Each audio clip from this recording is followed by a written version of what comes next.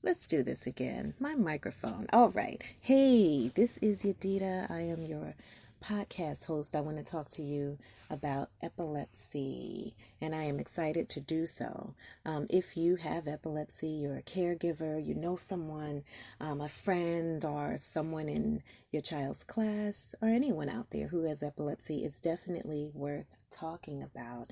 I realize that there's a lot of misinformation, stigmas, judgment, a whole lot of things when it comes to this particular illness, medical condition. I want to put it that way. And so the best thing that I realize to do is when there needs to be an understanding or awareness, those of us who have actually dealt with it or have someone who has are the best people who can talk about it. Of course, it's good to do research and look at books as well, but I just feel like there's something about talking to a person who's dealt with a medical condition. They kind of have the inside scoop, if I can put it that way, on what kind of happens in their family or in that situation. So once again, my name is Yadida Span. I am a podcast host. I actually have two other podcasts up. If you haven't had an opportunity, I'd love for you to stop by. One of them is called Real Talk with Yadida. And the other one, which I really love as well, is Pep Talk with Yadida, because I get to kind of encourage people and give them a pep talk and also read from my book, which is entitled Don't Give Up. That book is on Amazon. It has a lot of butterflies on the front of it.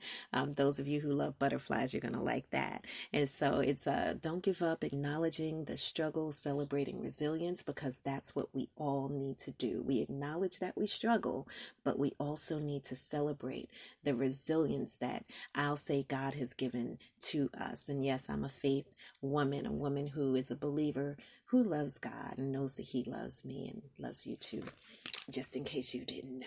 All right, let's talk about epilepsy. So why do I even want to come on here to talk about this with you?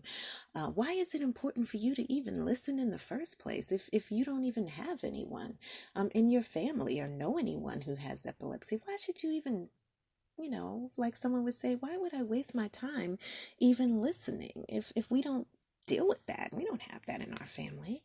Well, neither did we, right? And I guess that's why I know there's a reason to talk about it, because we didn't either, right? Not until my daughter was in kindergarten.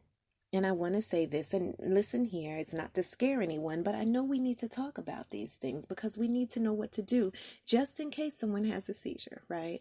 There are people who have never had a seizure before, and sometimes they are there in their 30s and something happens. And what do you do? What do you do if you're there? How do you help them? We all need to know how to do that. And so, yes, when my daughter was a baby, I remember going to see the pediatrician, and the PA would be so excited. Oh my goodness, Diamond's here. Oh my goodness. And one day I said to her, because she would yell to the doctor, Dr. So-and-so, Diamond's here. And so one day I said to her, hey, why do you become so excited when we come? And she said, look around. She said, look at your baby. Now my child liked to drink milk a whole lot. And so, she was a healthy baby. And she was a healthy breastfed baby, nice and heavy, thick and chunky. I used to love those little feet. I used to play with those little feet so much. And squeeze those little legs. But that's what she was saying. She said, look around, your daughter's healthy. And she was just so very, very excited about that. And so we went on, healthy child, and all of these wonderful things until one day we were preparing for school. And she was so cute. I woke her up and I said, I just have to take a picture. You parents know you do that. You look at your child and they're so cute when they're sleeping. Yes, they're cute when they wake up as well, but there's something about when they're asleep, right? It's just like, let me capture this moment. And I took lots of pictures. And this morning I did as well. And then I walked away. And I put her out on the couch because I was about to get her dressed and walked away. And when I came back, I noticed that she was shaking, moving in a way I had never seen before. And I tried to wake her up, and she didn't wake up. She didn't respond when I was calling her. She just continued to shake. So she was seizing. And in my mind, I said, I think she's having a seizure, but yet she had not been diagnosed with epilepsy. By this time, she was about 5, 6 years old. And it was kind of like, what is going on, right? So after, she came out of the seizure, I went to stand her up and her leg went limp. And, I said to her, I said, baby, are you okay? And she said, oh, mommy, I was just cold. So her rationale was, mommy, I was cold. She had no idea as to what had just happened. She just knew maybe she was shaking. She said, oh, that's what I do when I'm cold. But it wasn't that. And so after that, she was perfectly fine, jumping around, playing. I put her uniform on her anyway. But of course, I was like, I'm going to the hospital. So I called my job up and, said, hey, I'm going to take my daughter to the hospital. And it was suggested like take an ambulance, right? Because it could have happened again. We just didn't know. And so did that. Got there to the hospital and they started running these tests. They wanted to do a CAT scan, an EEG, just to look at her brain waves, and also an MRI. And with the MRI, they decided to give her some Benadryl just so that she would stay still because, children, they're going to get in there and start moving around and, they're kids. They just don't want to lay still. How can you lay still? Be still. No. So he gave her some Benadryl, but she was moving. And so they told me to kind of just, lay with her outside of the room on that stretcher. And so we did that.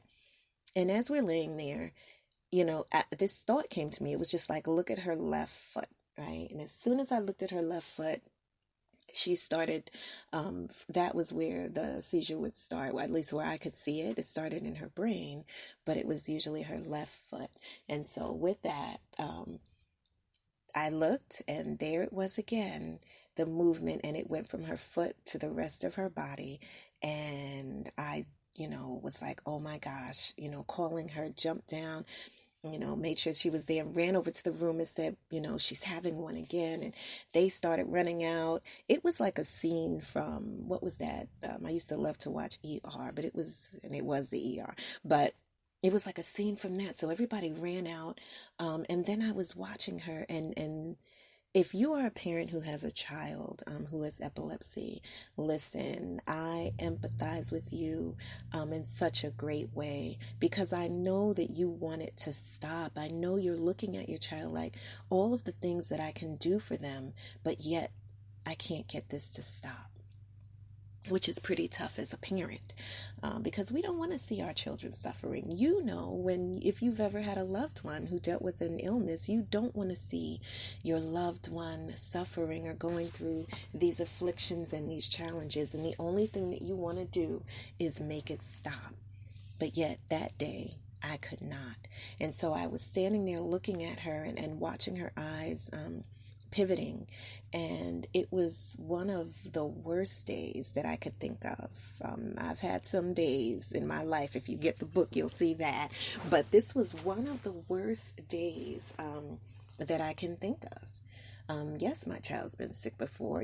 Kids have strep throat and different things like that, but they can talk back to you. They can make a noise and say, Mommy, I'm uncomfortable, or whatever it is. But there's a different sound that we hear oftentimes with a person who has been diagnosed. And it's a sound that you usually don't forget. It's that... It's like this gurgling sound that makes you say, oh my gosh, I want to help them so badly. And I did. And so with that thought in mind, all of a sudden I heard the code over the loudspeaker. They were giving a code, and next thing I know, I'm telling you, I saw these doctors running from, where did they come from? They were just like coming through doors and from out the side of walls and all kinds of things, just running towards us and towards my child. And I had I reached out to my friend, cousin, I call her, and I was just like, oh my gosh, get here, right? And she's like, what's going on? What's happening? And I'm like, just get here. But when those doctors and we all started running, and let me say this too, there was a radiologist technician who took me, she just put her arm around me and she said, Mom, she says, just step back. I know this is difficult. right? I didn't want to cry. Well, I did want to cry, but I didn't cry because all I was saying was, oh my goodness, I have to be strong. I've got to be strong. What is going on here? And sometimes as caregivers, we feel like we have to be strong. Like we have to be strong for our child, for our parent if they're sick or whatever it is. But sometimes you need someone to be strong for you. And it's okay to release those tears. It's okay to cry. You need to release that tension out of your body. And that's the body's way of kind of dealing with what you're looking at, which is traumatic, actually, because you just feel like you can't fix it. So we, they start running. I just, the woman says that to me. She puts her arm around me. Mom, it's going to be okay. And I guess I needed that at the moment. And then we just started running. And then I'll talk to you more about that. But that's the reason why I'm doing this. That's the reason why I'm having this talk, because it happened to us and it came out of nowhere. On my first podcast, you heard me talk about the lightning storm, right? So when we see lightning outside, I don't know about you, most of us don't like it. Even the dogs and the cats go run and hide somewhere because they don't like the lightning storms, the thunder. And I can equate, when we talk about epilepsy, when you think about that lightning bolt, right? We have no jurisdiction. Like, we can't stop that lightning bolt. Of course, some of us, we're going to pray, Lord, make the storm go away. But we normally cannot get it to stop. And so we see the lightning bolt zigzag in the sky, and it affects its surroundings. It's like it just lights up that whole atmosphere, and it causes, even if it's a momentary shock wave, a momentary moment where people are shocked, are looking actually sometimes in fear. So it's like that. So epilepsy is just like that. It's this neurological disorder that it's almost like that lightning bolt, except it's happening in someone's brain. And it's not, just normal brave waves. It's not normal. It's actually increased. And so it kind of takes over and it affects the atmosphere. It affects that person who you're looking at, who you may have just been having a conversation with. All of a sudden, they're not able to communicate with you at that moment. And we'll talk about the different ways that you may look at a person and be able to identify if they're having a seizure. And I want to say this, it does not always look the same, right? So I think that that's something that we get to teach people as caregivers or as a person. If you may have been diagnosed, we get to teach people, listen, it doesn't always present the same. I remember, as I said on that first podcast, speaking to one of my daughters, in her pre-K, someone from her pre-K. And I ended up telling them, because when she was in pre-K, she was not diagnosed and she didn't have epilepsy yet. And they said, oh, yeah. They jerk like this, and they started jerk. And I was just looking at them like, jerk like this, like jerk like this. And they're such a nice person, right? So I don't come out and call people a jerk. But at the moment, because I know how it affected us, it kind of, it shocked me. It startled me, if I want to put it that way. Like, did they just do that? Like, really? And so we have to give mercy and grace. I'm going to say that to people who just don't really understand, even when we don't want to, right? We're like, come on now, talk to us about it. Like, we'll tell you, you don't have to try to figure this out.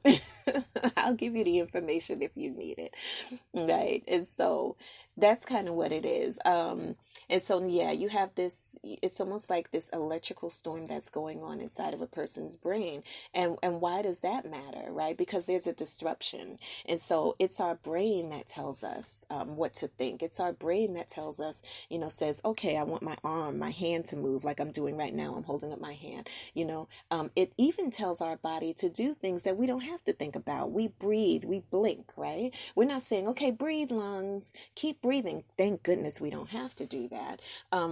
But our brain is what actually does that. So when there's this disruption,